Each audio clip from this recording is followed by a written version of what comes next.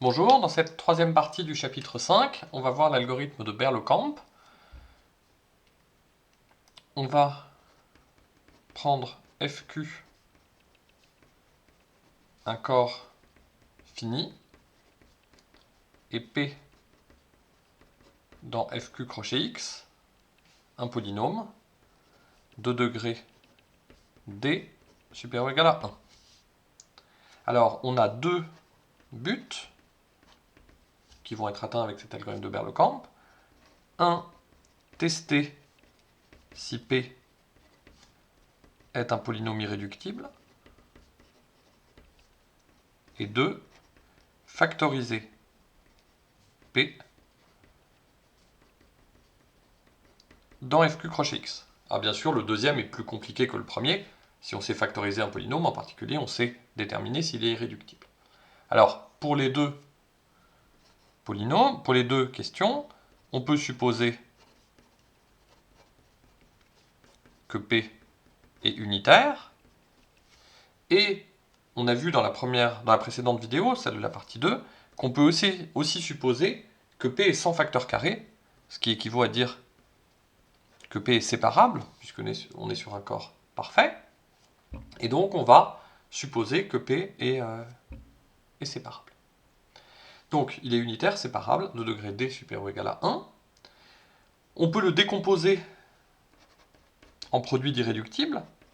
P égale P1, P2 jusqu'à PE. La décomposition de P en produit de polynômes irréductibles qu'on peut supposer aussi unitaires, PI, qui sont deux à deux distincts puisque le polynôme P est sans facteur carré. Donc on a écrit P comme produit de ces polynômes. Alors quel est le principe de l'algorithme de Berle-Camp? C'est de considérer A égale FQ crochet X quotienté par l'idéal engendré par P. Alors il faut faire très attention, si P est irréductible, ceci est un corps, mais en général, ceci ne sera pas un corps. Ce sera simplement une FQ algèbre. Et par le théorème chinois, on a un isomorphisme de FQ algèbre, que je vais noter petit f, qui va de A, donc c'est-à-dire FQ crochet X quotienté par l'idéal engendré par P, vers un produit K1 croix K2 croix K indice E, où KI, c'est FQ crochet X quotienté par l'idéal engendré par PI. Donc ceci est un corps de rupture du polynôme PI sur FQ de X, sachant que PI, lui, il est irréductible sur FQ de X, donc ça c'est bien un corps. Ça c'est un corps fini. Et ce KI, c'est une extension de FQ de degré, le degré de PI. Donc le théorème chinois nous donne exactement cet isomorphisme. Donc à la classe d'un polynôme Q ici modulo P, on associe la classe de Q modulo P1, etc. jusqu'à la classe de Q modulo PE. Donc on associe. On va noter aussi phi Q de A dans A, comme d'habitude, le morphisme de Frobenius, qui consiste à élever un élément de A à la puissance Q. Donc ça, c'est une application FQ linéaire de A dans A, puisqu'on peut voir A comme un espace vectoriel sur FQ. Et on note A', l'ensemble des éléments A dans A, qui sont laissés stables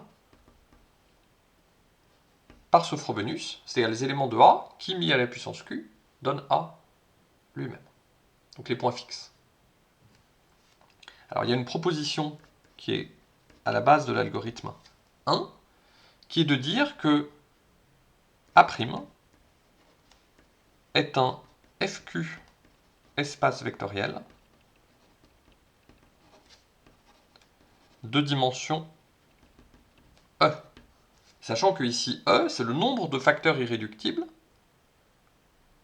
de notre polynôme P. Donc autrement dit, on a écrit ce nombre E, qui est quelque chose de très important, notamment l'algorithme 1 pour tester si P est irréductible, ça revient à tester si E est égal à 1. Donc, on a écrit ce nombre E de facteurs comme étant la dimension d'un certain FQ espace vectoriel, qui est A', à savoir l'ensemble des points fixes de φQ. Alors, la preuve de ce théorème, vu que f est une application FQ linéaire, il suffit d'étudier f de A'. Qu'est-ce que c'est que f de A'? Ben, vu qu'on a un morphisme de FQ algèbre, c'est simplement l'ensemble des éléments dans ce produit cartésien qui, mis à la puissance Q, donnent eux-mêmes. Donc c'est en fait l'ensemble des EUplets A1 à E dans K1, etc., croix KE, tel que pour tout i entre 1 et E, on est AI puissance Q égale AI.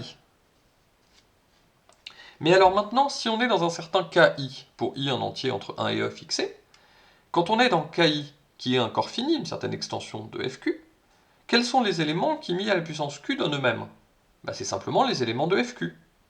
Et donc, f de A', c'est simplement FQ, croix FQ, croix FQ, c'est-à-dire FQ puissance E. Vu comme un sous-espace vectoriel de K1, croix, etc., croix KE, c'est-à-dire c'est l'ensemble des EUplets A1 jusqu'à AE, tels que tous les AI soient dans FQ.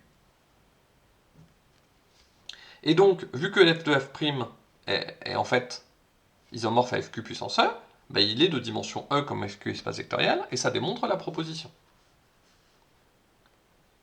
Alors, ça permet de trouver un algorithme simple pour déterminer le nombre de facteurs irréductibles. Il suffit de déterminer la dimension de A'. Donc pour ça, on va noter phi, la matrice de φQ, dans la base canonique de A. Alors pour ça, on va noter X, la classe, enfin l'image plutôt, la classe de X modulo l'idéal engendré par P, c'est-à-dire l'image de grand X dans A. Et on va noter B, la famille 1x, x carré, etc., jusqu'à x puissance d-1, qui est en gros, enfin, qui est la base canonique de A vu comme espace vectoriel sur FQ. Et on va considérer grand φQ, la matrice dans la base B de φQ, sachant que φQ est une application FQ linéaire, c'est un endomorphisme de l'espace vectoriel grand A, et donc on regarde la matrice de φQ dans cette base, on la note grand φQ, et on a par définition que A', c'est en fait le noyau de grand φQ moins la matrice identité. Donc A, c'est un espace vectoriel de dimension D, donc c'est la matrice identité en taille D.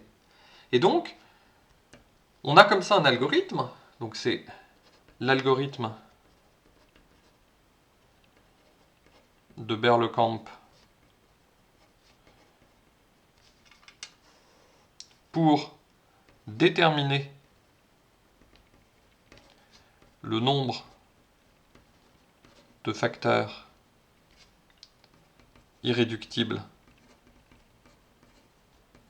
de P, alors toujours avec P un polynôme unitaire séparable de degré D sur un corps fini FQ.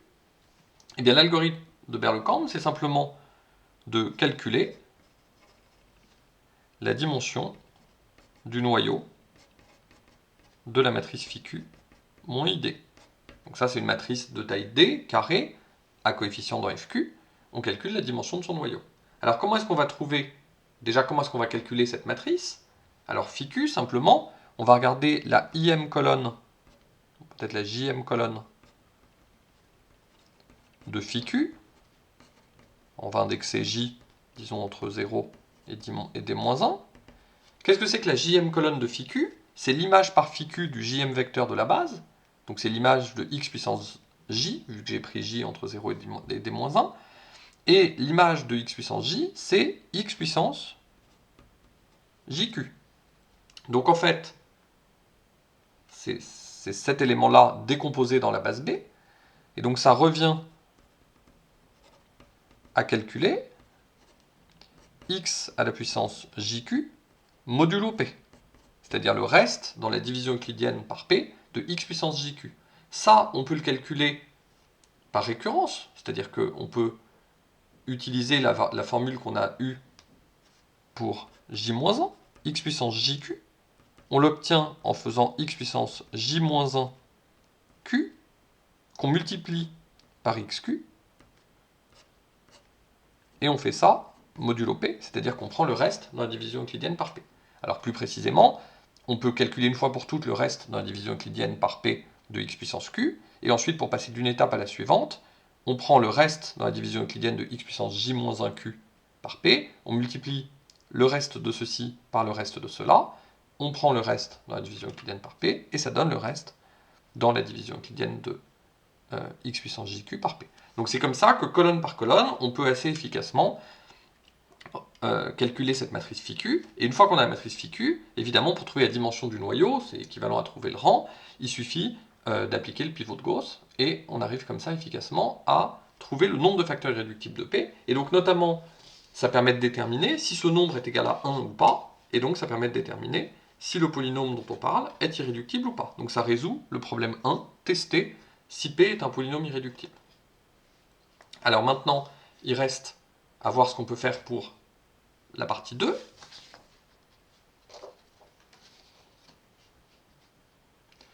Donc, il reste à faire la recherche d'un facteur non trivial de P.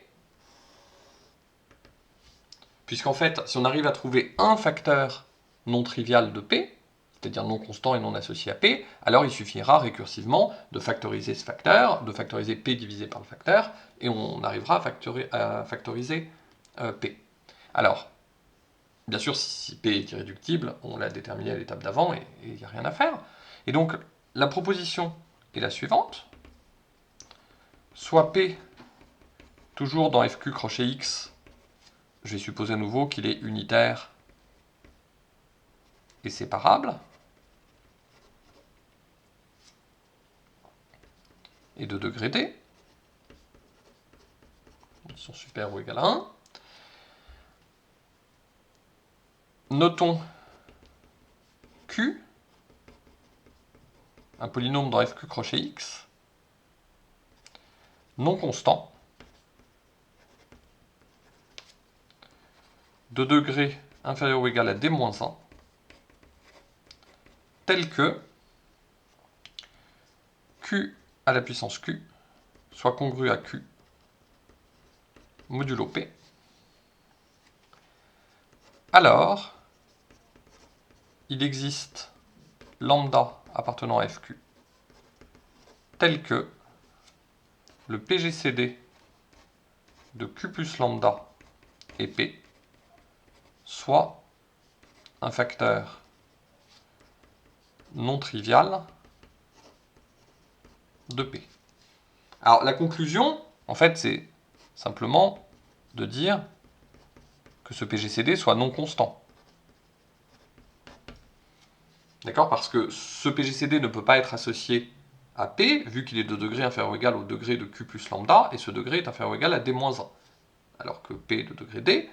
Donc, si on trouve un lambda tel que ce PGCD ne soit pas constant, c'est-à-dire ne soit pas égal à 1, c'est-à-dire que Q plus lambda et P ne soient pas premiers entre eux, dès qu'on trouve un lambda comme ça, on a trouvé un facteur non trivial de P, et donc on a résolu notre problème. Alors, la proposition dit qu'on arrivera à faire ça, bon, à condition de parcourir éventuellement FQ jusqu'à trouver un lambda qui convienne, et à condition d'avoir un Q non constant de degré inférieur ou égal à D-1, tel que Q puissance Q congru à Q modulo P. Et alors, que signifie cette hypothèse? L'hypothèse sur Q signifie que l'élément Q de x, qui est en fait l'élément Q, le polynôme Q vu modulo P, c'est-à-dire l'image du polynôme Q dans l'anneau quotient grand A, ça signifie que Q de x est un vecteur propre de phi relatif à la valeur propre 1. Alors plutôt de phi, on va dire plutôt de phi q, l'endomorphisme, plutôt que la matrice. Et donc ça veut dire exactement la même chose, que phi q de cet élément, c'est cet élément lui-même. Donc si on arrive à trouver un vecteur propre comme ça, on aura terminé. Et en fait, l'algorithme de Berlekamp pour factoriser le polynôme P, il consiste à déjà déterminer si E égale 1 ou E est supérieur ou égal à 2, ça c'est ce qu'on a fait précédemment. Hein. On avait vu qu'on pouvait déterminer le nombre de facteurs irréductibles, que c'est la dimension du noyau de phi q moins l'identité. Et ensuite, si E est supérieur ou égal à 2, alors la dimension du noyau de phi q moins l'identité est supérieure ou égale à 2, et dans ce cas-là, on calcule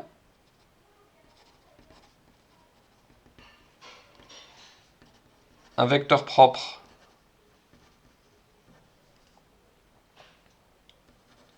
de phi q qui ne soit pas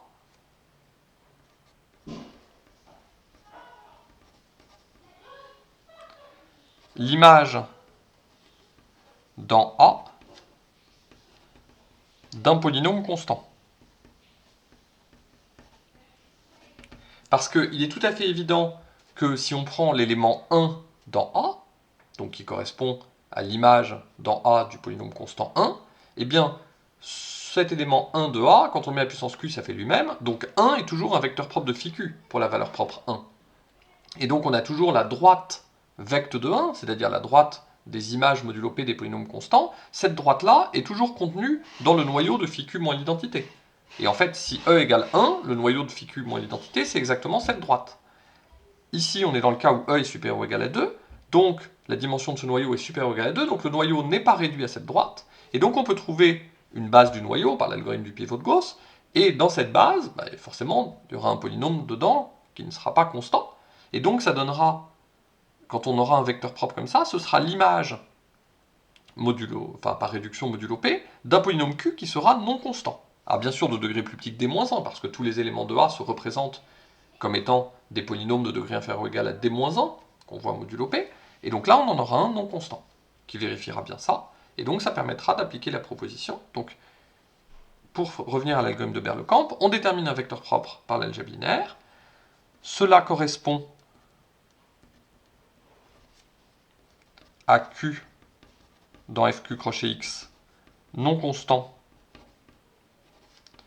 vérifiant les hypothèses de la proposition. Et on parcourt FQ pour trouver un lambda qui donne un facteur non trivial, disons S de P, et puis on factorise récursivement S et P sur S. Donc ça permet ensuite de reconstruire la factorisation de P. Donc ça permet de factoriser n'importe quel polynôme dans FQ crochet X, à condition d'avoir démontré la proposition, ce que je vais faire maintenant. Donc juste une remarque, c'est que cet algorithme de Berlekamp, en fait, on peut le rendre plus efficace avec certains raffinements, mais ce serait... ça dépasse le cadre de ce cours, donc moi je me contenterai de cette version. Alors comment est-ce qu'on peut démontrer cette proposition. Alors, on va revenir à l'isomorphisme F, donc qui était de A égale FQ crochet X, quotienté par l'idée engendrée par P, dans ce produit de corps K1 croix KE. Et on va voir l'élément Q et son image par F. Donc Q, alors plus précisément, Q c'est un polynôme tel que je l'ai défini, donc on peut regarder Q mod P, c'est-à-dire l'image de Q dans le quotient A. Q mod P, si je regarde son image par F, c'est un certain EUplet, A1 jusqu'à AE. Et comme Q n'est pas constant, les AI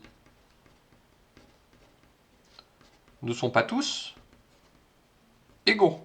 Parce que si tous les AI étaient égaux à un certain A, dans ce cas-là, donc un certain A qui serait... Alors déjà, oui, la première chose que j'ai oublié de dire, c'est que comme Q puissance Q, ça fait Q, on est dans le noyau de phi Q moins l'identité, et donc cet élément-là, il appartient en fait à FQ puissance E. Ça se déduit de la proposition que j'ai démontrée avant, et surtout de sa preuve, où j'avais montré que les points fixes de phi Q, ils correspondaient aux éléments de FQ puissance E. Donc tous les AI sont dans FQ. Et s'ils étaient tous égaux à un certain élément A de FQ, eh bien en fait, f de Q mod P, ce serait aussi l'image, par f, du polynôme constant, égal à petit a. Et comme f est bijective, ça voudrait dire que Q mod P, c'est le polynôme, c'est la même chose que A mod P, et comme Q est de degré plus petit que D-1 et non constant, ça c'est pas possible. Et donc les AI ne sont pas tous égaux. Et donc, ce qu'on va faire, c'est qu'on va poser lambda égale moins 1. Et alors, l'image de Q plus lambda mod P, c'est l'image de Q mod P plus l'image de lambda mod P, et donc, vu que l'image de moins 1, c'est moins 1, moins 1, moins 1, etc., ça fait 0, A2 moins 1, A3 moins 1, etc., jusqu'à AE moins A1, et ça, ce n'est pas 0. Il n'y a pas que des zéros, parce que justement, les AI ne sont pas tous égaux, donc en particulier, ils ne sont pas tous égaux à A1. Et donc, qu'est-ce que ça veut dire que c'est pas 0? Ça veut dire que Q plus lambda n'est pas égal à 0 modulo P. Donc ça veut dire que P ne va pas... Enfin, on n'a pas un polynôme, qui est multiple de P. Et donc, qu'est-ce qu'on a aussi à dire? On peut dire que la première coordonnée de f de Q plus lambda, c'est 0. Qu'est-ce que ça veut dire? Ça veut dire que Q plus lambda, vu modulo P1, puisque je reviens à la définition de f, la définition de f, c'est si on a un polynôme modulo P, on l'envoie sur ce même polynôme modulo P1, modulo P2, etc., jusqu'à modulo P1, et ici, quand je prends Q plus lambda modulo P1, ça fait 0. Donc, qu'est-ce qu'on peut dire? On peut dire que P1 divise Q plus lambda.